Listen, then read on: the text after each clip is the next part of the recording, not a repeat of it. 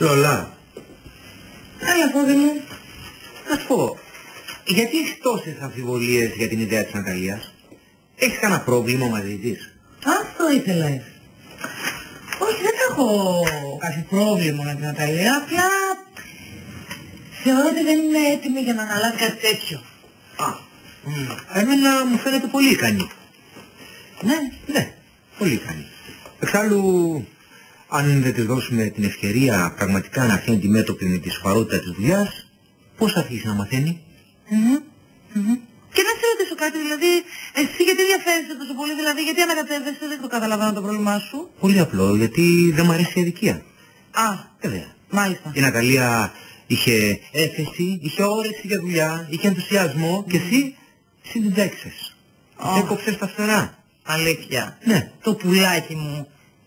Άκουσε να δεις τότε. Άμα τα βάζει κάτω με την πρώτη παρατήρηση Ναταλία, σημαίνει ότι δεν κάνει γενικότερα για αυτή τη δουλειά. Αν θυμάσαι καλά και εσένα σου είχε κάνει πάρα πολλές παρατηρήσεις πάνω στη δουλειά ο Λεωνίδας και τι έκανες, τα παράτησες? Όχι, δεν τα παράτησες, ούτε μιξόπλιακες. Ναι, όχι. Εντάξει, εγώ είμαι άντρας, η Ναταλία είναι ένα μικρό κοριτσάκι. Και τι το περάσαμε δηλαδή εδώ πέρα, babysitting. Και να σε ρωτήσω και κάτι άλλο. Εσένα γιατί σε ενδιαφέρει τόσο πολύ η Ναταλία, είστε μαζί?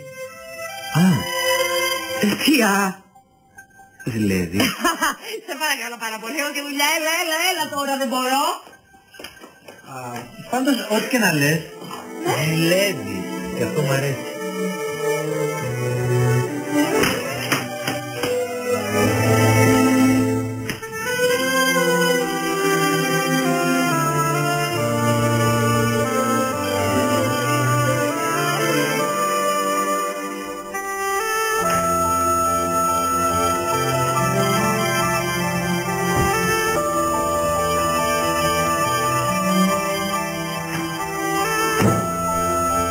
Η Λόλα προσπαθούσε να πείσει τον εαυτό της ότι δεν την ενδιέφεραν οι κινήσεις της Ναταλίας στο σταθμό της